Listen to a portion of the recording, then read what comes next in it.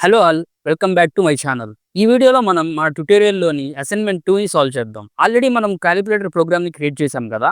దాన్ని అసైన్‌మెంట్ 1గా కన్సిడర్ చేసుకోండి. సో, లేట్ చేయకుండా ఈ అసైన్‌మెంట్ 2లో ఉన్న క్వెషన్స్‌ని సాల్వ్ చేద్దాం. సో, మన ట్యుటోరియల్‌లో వచ్చేసి ఇది ఫస్ట్ అసైన్‌మెంట్ అనమాట.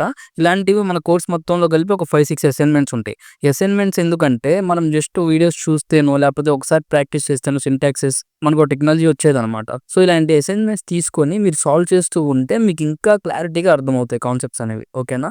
సో, కోర్స్ మధ్య మధ్యలో ఇలాంటి అసైన్‌మెంట్స్ చేస్తూ కోర్స్ అయిపోయిన తర్వాత లాస్ట్‌లో రియల్ టైమ్ ఎగ్జాంపుల్స్ అలాగే ఇంటర్వ్యూ క్వెషన్స్ అనేవి మనం సాల్వ్ చేద్దాం. ఈ అసైన్‌మెంట్‌లో మెయిన్‌గా మనకి ప్రింట్ స్టేట్‌మెంట్ గురించి, అలాగే స్ట్రింగ్స్ గురించి, వేరియబుల్స్ గురించి, డేటా టైప్స్ గురించి మీకు అర్థమవుతుంది.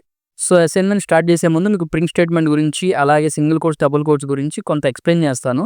ఆ తర్వాత మీరు అసైన్‌మెంట్ ట్రై చేయండి. సో, ప్రింట్ స్టేట్‌మెంట్‌లో మనం హెలో వరల్డ్‌ని ఎలా ప్రింట్ చేస్తాం? ప్రింట్ డబుల్ కోట్స్‌లో హెలో వరల్డ్. ఓకేనా? సో, దీన్ని ఎగ్జిక్యూట్ చేస్తే ఏమొస్తుంది మనకి అవుట్‌పుట్? Hello world. ఓకేనా? దీన్ని ఇంకో విధంగా ఎలా రాయొచ్చు మనం? డబుల్ కోట్స్‌లో రాసిన హెలో వరల్డ్‌ని సింగిల్ కోట్స్‌లో రాయొచ్చు కదా! Hello world. సో, ఇక్కడ చూడండి డబుల్ కోట్స్‌లో రాసినా, సింగిల్ కోట్స్‌లో రాసినా కూడా ఇంటర్‌ప్రిటర్ యాక్సెప్ట్ చేసింది అండ్ మనకి రిజల్ట్ అనేది సేమ్ వచ్చింది. నేను ఇంకో లైన్ రాస్తాను చూడండి. సో, హెలో వరల్డ్ అనేది డబుల్ కోట్స్‌లో రాసినా, సింగిల్ కోట్స్‌లో రాసినా కూడా మనకి సేమ్ రిజల్ట్ వచ్చింది. అంటే మనం స్ట్రింగ్ అనేది సింగిల్ కోట్స్‌లో కూడా రాయొచ్చు. సో, సింగిల్ కోట్స్‌లో నేను ఇంకో లైన్ రాస్తాను చూద్దాం. You are a good man. So, ఇక్కడ చూడండి సింగిల్ కోట్స్‌లో హెలో వరల్డ్ రాస్తే మనకి రెడ్ కలర్‌లో వచ్చింది. అంటే ఏ ఎర్రర్ లేనట్టు. ఇక్కడ చూడండి you are a good man అని నేను సింగిల్ కోట్స్‌లో రాసాను. ఇక్కడ ఆర్ ఈ గుడ్ మ్యాన్ అనేది మనకి బ్లాక్ కలర్‌లో చూపిస్తుంది. ఒకసారి ఎగ్జిక్యూట్ చేసి చూద్దాం అవుట్‌పుట్ ఏమొస్తుందో. చూడండి అన్‌టెర్మినేటెడ్ స్ట్రింగ్ లిటరల్. అంటే ఇక్కడ ఏమవుతుందంటే మనం సింగిల్ కోట్ ఓపెన్ చేసి సింగిల్ కోట్ ఇక్కడ క్లోజ్ చేయగానే ఇక్కడితో స్ట్రింగ్ ఎండ్ అయిపోయింది. సో, మళ్ళీ ఇక్కడ మనకి కొటేషన్ అనేది డిక్లేర్ చేయలేదు. అలా ఎందుకొచ్చిందంటే 2 సింగిల్ కోట్స్ మధ్యలో మళ్ళీ మనం సింగిల్ కోట్స్ రాయలేం. సో, ఇప్పుడు దీనికి సొల్యూషన్ ఏంటి? డబుల్ కోట్స్ మధ్యలో మనం సింగిల్ కోట్స్ రాయొచ్చనమాట. ఇక్కడ డబుల్ కోట్ ఇచ్చాను. అలాగే ఇక్కడ కూడా డబుల్ కోట్ ఇచ్చాను. సో, ఇప్పుడు ఎగ్జిక్యూట్ చేద్దాం. చూడండి you are a good man. Clear కదా! సో, సింగిల్ కోట్స్‌తో మీరు ఒక లైన్‌ని డిస్‌ప్లే చేయొచ్చు. ఒక స్ట్రింగ్‌ని మీరు డిస్‌ప్లే చేయొచ్చనమాట. కానీ ఎప్పుడైతే మీరు లైన్ మధ్యలో మళ్ళీ సింగిల్ కోట్స్ యూజ్ చేయాల్సొస్తుందో అప్పుడు మీరు డబుల్ కోట్స్ యూజ్ చేయండి. నేను మళ్ళీ ఇదే లైన్‌ని డబుల్ కోట్స్ మధ్యలో యూజ్ చేస్తాను. యూ ఆర్ ఏ సో, ఈ గుడ్ అనేది కూడా నాకు డబుల్ కోట్స్‌తో రావాలి. సో, ఇక్కడ మనం ఏం చేసాం లోపల సింగిల్ కోట్ ఉంది కాబట్టి మనం ఔట్ సైడ్‌లో డబుల్ కోట్స్ యూజ్ చేసాం. కరెక్టే కదా! మరి గుడ్ ఎందుకు మళ్ళీ బ్లాక్ కలర్ చూపించింది? ఎందుకంటే ఔట్ సైడ్ మనం డబుల్ కోట్స్ యూజ్ చేసాం కాబట్టి ఇన్‌సైడ్ డబుల్ కోట్స్ యూజ్ చేయకూడదు. సో, ఇలాంటప్పుడు ఏం చేస్తాం? స్ట్రింగ్స్ గురించి మీకు చెప్పాను కదా! Multi line strings. ఇలాంటప్పుడు మనం ట్రిపుల్ కోట్స్ యూజ్ చేయాలన్నమాట. ట్రిపుల్ కోట్ అంటే ఏం లేదు. సింగిల్ కోట్‌ని 3 టైమ్స్ టైప్ చేయండి. ఇప్పుడు చూడండి సెంటెన్స్ అనేది క్లియర్‌గా కనిపిస్తుంది అండ్ మీకు ఎర్రర్ కూడా రాదు. చూడండి. You are a good man. Good అనేది మనకి డబుల్ కోట్స్‌లో వచ్చింది. సో, ఈ బేసిక్ అనేది అర్థమైంది కదా! ఇప్పుడు మన అసైన్‌మెంట్ ఏంటో చూద్దాం. క్వెషన్ 1 వచ్చేసి write a python program that prints the following text exactly as it appears. So, ఒక పైథాన్ ప్రోగ్రామ్ రాయాలి. అదేం చేయాలి? ఏదైతే ఇక్కడ కింద టెక్స్ట్ ఇచ్చారో ఎగ్జాక్ట్‌గా సేమ్ వేలో ప్రింట్ అయ్యేలా మనం పైథాన్ ప్రోగ్రామ్ రాయాలన్నమాట. సో, ఇక్కడ మనకి ఒక విషయం ఎక్కడ క్లియర్ అయింది? ప్రింట్ అనేది యూజ్ చేయాలి. ఓకే. ప్రింట్ ఫంక్షన్‌లో ఈ లైన్స్ రాస్తే ఆబ్వియస్‌గా ప్రింట్ అయిపోతుంది కదా! సో, మీరు ట్రై చేయండి. ఓకేనా? ఆ తర్వాత for a business create 3 variables to store name, age, city then print a sentence that uses 3 variables. Okay. ఒక బిజినెస్‌కి ఒక 3 వేరియబుల్స్ కావాలి. ఆ 3 వేరియబుల్స్ ఏంటి? Name, age, city. So, name అంటే మనం ఒక నేమ్ అసైన్ చేయొచ్చు వేరియబుల్‌గా. ఏజ్ అంటే ఒక నంబర్‌ని అసైన్ చేస్తాం. సిటీ అంటే మళ్ళీ ఒక స్ట్రింగ్‌ని అసైన్ చేస్తాం.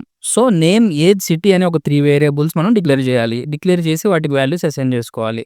ఆ తర్వాత ఆ మూడిటిని యూజ్ చేసి ఒక సెంటెన్స్‌ని ప్రింట్ చేయాలి ప్రింట్ ఫంక్షన్‌లో. ఓకేనా? ఈలోపు మీరు వీడియో పాజ్ చేసి ట్రై చేయొచ్చు. సో, మీరు ఆనెస్ట్‌గా ట్రై చేశారనే అనుకుంటున్నాను. ఇప్పుడు నేను ఎక్స్‌ప్లెయిన్ చేస్తాను చూడండి ఎలా రిజాల్వ్ చేయాలో. సో, అసైన్‌మెంట్‌లో ఫస్ట్ క్వెషన్ ఏంటి? Write a program that prints the following text exactly as it appears. ఓకేనా? సో, పైథాన్ ఈస్ ఫన్ అనేది ఫస్ట్ లైన్‌లో, అలాగే సెకండ్ లైన్‌లో quotes and single quotes can be tricky.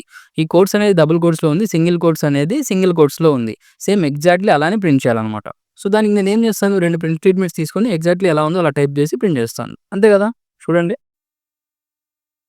Print Python is fun. Okay.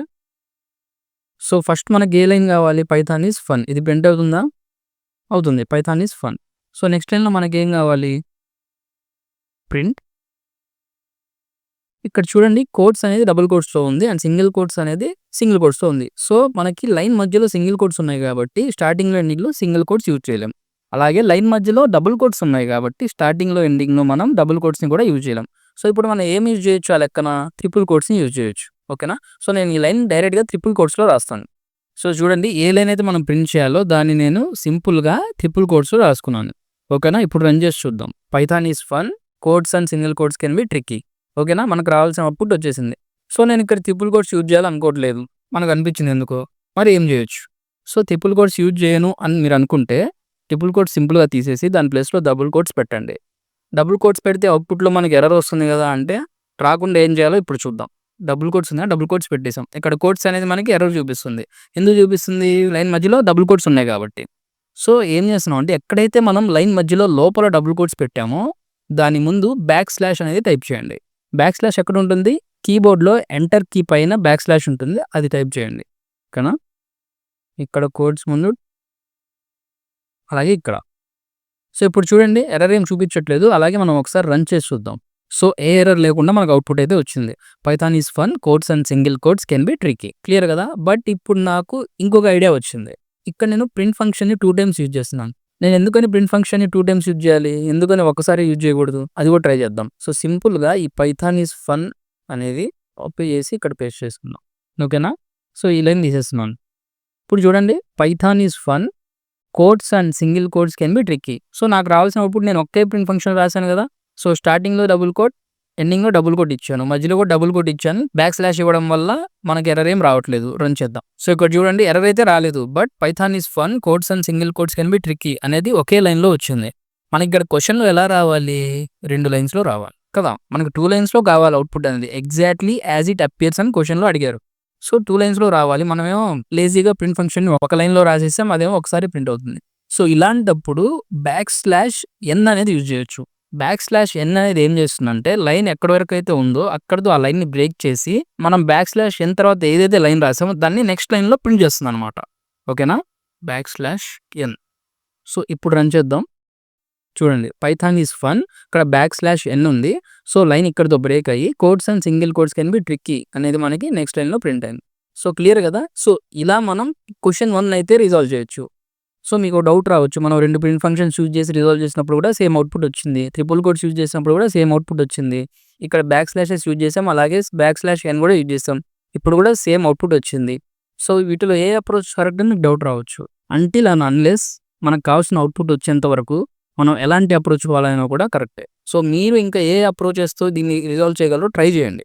So మన next question వచ్చేసి, for a business create 3 variables to store name, city and age, then print a statement that uses these variables. So సింపుల్గా ఒక 3 వేరియబుల్స్ని create చేయమన్నాడు. ఆ variables ఏంటి? Name, city and age. ఓకేనా, ఒక 3 వేరియబుల్స్ని క్రియేట్ చేసుకుందాం వాల్యూస్ని స్టోర్ చేసుకోవడానికి. అలాగే ఆ 3 వేరియబుల్స్ని యూజ్ చేసి ఒక లైన్ని, ఒక స్టేట్మెంట్ అయితే ప్రింట్ చేయమన్నాడు. ఓకేనా, ఫస్ట్ ఆఫ్ ఆల్ నేను నేమ్ని డిక్లేర్ చేస్తున్నాను, నేమ్ అనే వేరియబుల్ని. ఓకేనా, వేరియబుల్ క్రియేట్ చేయడం, డిక్లేర్ చేయడం ఒకటే, గుర్తుపెట్టుకోండి. సో నేమ్ నేను ఏమి ఇస్తున్నాను ఇక్కడ? రోహిత్ శర్మ. మీరు మీ నేమ్ ఇచ్చుకోండి. నా ఫేవరెట్ క్రికెటర్ రోహిత్ కాబట్టి నేను రోహిత్ శర్మ ఇచ్చాను. సిటీ అనే వేరియబుల్ క్రియేట్ చేశాను. So city is Mumbai, age 38. So ఈ 3 వేరియబుల్స్ యూజ్ చేసి ఒక స్టేట్మెంట్ అయితే మనం ప్రింట్ చేద్దాం, ప్రింట్ ఫంక్షన్ యూజ్ చేసుకొని. Print my name is, so name is తర్వాత మనకి వేరియబుల్లో ఉన్న వాల్యూ రావాలన్నమాట, రోహిత్ శర్మ అని రావాలి కదా. సో నేమ్ అనే వేరియబుల్ ఇచ్చాను. ఎప్పుడైనా మనం స్ట్రింగ్ నెంబర్ వేరియబుల్ అనేది కలిపి రాయకూడదు ప్రింట్ ఫంక్షన్లో. ఓకేనా, విడివిడిగా కామా యూజ్ చేసి రాయాలి. My name is Rohit Sharma. Okay, తర్వాత నేను ఫ్రమ్ అని ప్రింట్ చేయాలన్నమాట. ఫ్రమ్ సిటీ నేమ్ రావాలి ఇక్కడ. సో సిటీ అనే వేరియబుల్ రాశాను, తర్వాత కామా, తర్వాత ఏజ్ రావాలి కదా మనకి. ఐ యామ్ 38 ఏ వేరియబుల్లో ఉంది? ఏజ్ అనే వేరియబుల్లో ఉంది. సో క్లియర్ కదా? ఇప్పుడు మనకి ఈ లైన్ అనేది ఏ అవుట్పుట్ ఇవ్వాలి? My name is Rohit Sharma, name అనే వేరియబుల్లో రోహిత్ శర్మ ఉంది. From city Mumbai, my name is Rohit Sharma from Mumbai and I am, age అనేది 38. చూడండి, my name is Rohit Sharma from Mumbai and I am 38. Clear కదా? చాలా సింపుల్గా రిజాల్వ్ చేసాం. కానీ ఇక్కడ మనకి ఒక చిన్న కన్ఫ్యూజన్ ఉంది. ఇక్కడ మనం డబుల్ కోట్స్ యూజ్ చేస్తున్నాం, కామా యూజ్ చేస్తున్నాం, స్ట్రింగ్ యూజ్ చేసాం, కామా యూజ్ చేసి మళ్ళీ వేరియబుల్ రాసాం, వేరియబుల్ రాసి మళ్ళీ కామా యూజ్ చేసి డబుల్ కోట్స్లో స్ట్రింగ్ యూజ్ చేసాం, మళ్ళీ కామా ఇచ్చి వేరియబుల్ ఇచ్చి. సో ఇలాంటి కన్ఫ్యూజన్ లేకుండా సింపుల్గా ఇంకో విధంగా మనం ఈ ప్రింట్ ఫంక్షన్ అయితే రాయొచ్చు. అది ఎలా అంటే, స్ట్రింగ్ ఫార్మాటింగ్ యూజ్ చేసి. స్ట్రింగ్ ఫార్మాటింగ్ అంటే ఏం లేదు, స్ట్రింగ్కి ముందు మనం ఎఫ్ అని టైప్ చేయాలన్నమాట. సో చూడండి, అంటే మనం ఒక ఫార్మాట్లో రాస్తాం అనమాట. మనం రాయాల్సిన స్ట్రింగ్స్ని, వేరియబుల్స్ని యూజ్ చేస్తున్నప్పుడు స్ట్రింగ్ని ఒక ఫార్మాట్లో రాయడానికి ఈ స్ట్రింగ్ ఫార్మాటింగ్ అనేది యూజ్ అవుతుంది. ఓకే, సింపుల్గా ఎఫ్ అని పెట్టాను డబుల్ కోట్స్లో. సో ఇలా స్ట్రింగ్ ఫార్మాటింగ్ యూజ్ చేసినప్పుడు ఈ కర్లీ బ్రేసెస్ యూజ్ చేసుకోవాలి. కర్లీ బ్రేసెస్లో నేను నేమ్ అనే వేరియబుల్ రాస్తున్నాను. ఓకేనా, మై నేమ్ ఇస్ తర్వాత నేమ్ అనేది రావాలి.